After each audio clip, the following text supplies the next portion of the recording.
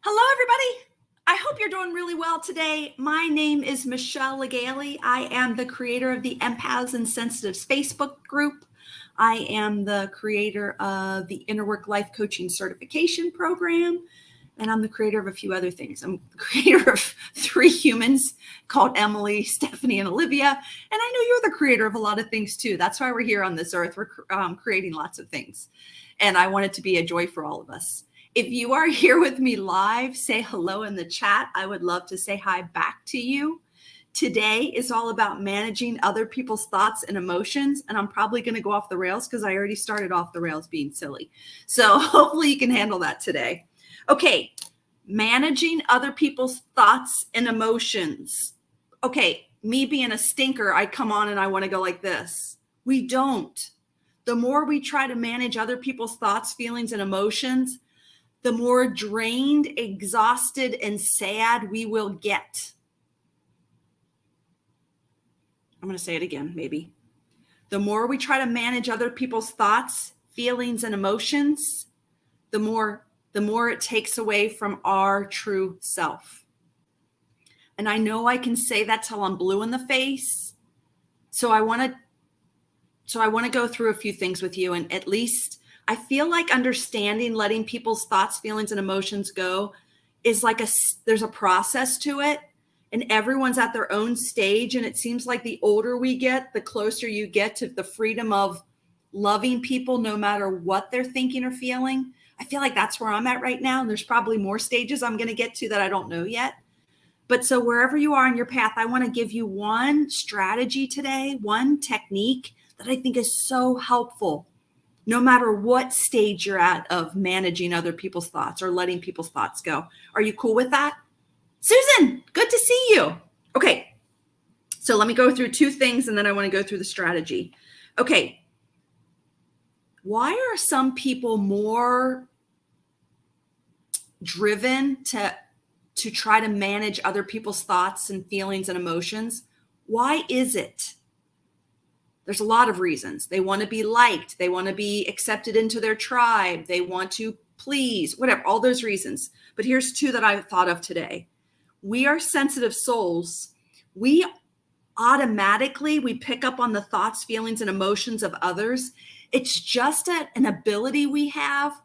So we are already super sensitive to people's feelings. And that level of sensitivity has such a strong influence on us. And then the other thing that I think we have as sensitive souls is we have this innate desire to help, heal, serve the people, the planet, the children, the animals. It's just in us. I think we are born to help in the world in whatever way you want to. So this combined thing of being sensitive to people's thoughts, feelings, and emotions, and then our ability or our desire to want to help in the world, to make people's lives better, these 2 things create a lot of wanting to please people because we can feel their feelings. And I think it's already in us to serve people. So there's these micro incidences throughout our life that create this wanting to keep people happy, wanting to keep their emotions. There's a lot more reasons, but I just want to stick with that today based on us being empaths and sensitives. Do you agree or disagree with that? Type it in the chat if you're here with me live. Type it in the chat if you're catching the replay. Or I've even been sending this video out in my emails. Reply back to the email if you're watching it in your email. Okay, if that's true, then I had lots of different strategies to share with you, but I picked one today because I think it could help anyone at any level of letting go of other people's thoughts, feelings, and emotions. And the object,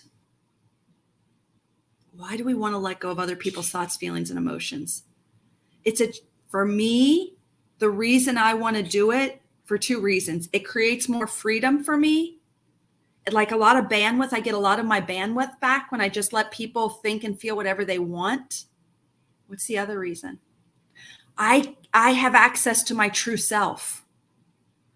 my true self, who I really am, what I'm really called to do in the world, what I really want to speak about, it was all being filtered through wanting to manage other people's thoughts, feelings, and emotions. So I didn't even know that. But when I started to release other people's thoughts, feelings, and emotions, when I learned how to just love people no matter what they thought, and again, I still get knocked down every once in a while by it. I still care. I'm still influenced by it, but I'm better than ever. The more we let that go, the more you get to access your true self. And in your true self, there's freedom. There's lots of love. What else is there? You just start to express from your heart, which is, I think, what we were all called to do anyway. It's a great space to be in. Okay, here's the exercise. It's going to sound simple, but if you do it, practice it, it could be life-changing. Okay. So you know how we get a gazillion opportunities a day in a text, in talking, maybe in Messenger, whatever, like you're communicating with other humans. Before you reply, if you can, before you reply, I want you to ask yourself 2 questions. Here's the 2 questions. How would I respond to this person if I was going to do it for them?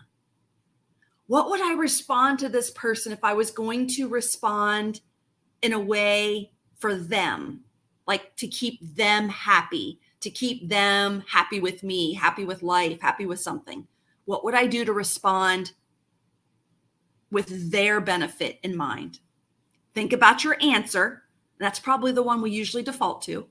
But then I want you to hit the pause button and say, but what would I say or do or respond if I was going to do it for me? What would I say if I was going to respond in a way that would make me happy? Then I just want you to see the difference, or if there is a difference. I want you to start saying, what would I do if I was going to do it for me? And what would I do if I was going to do it for them? And then once you see that, once you've looked at that, become conscious of it, then go ahead and respond whichever way you want. But at least you're responding consciously based on what you want and need versus what they want and need. And this whole thing happened in your own head.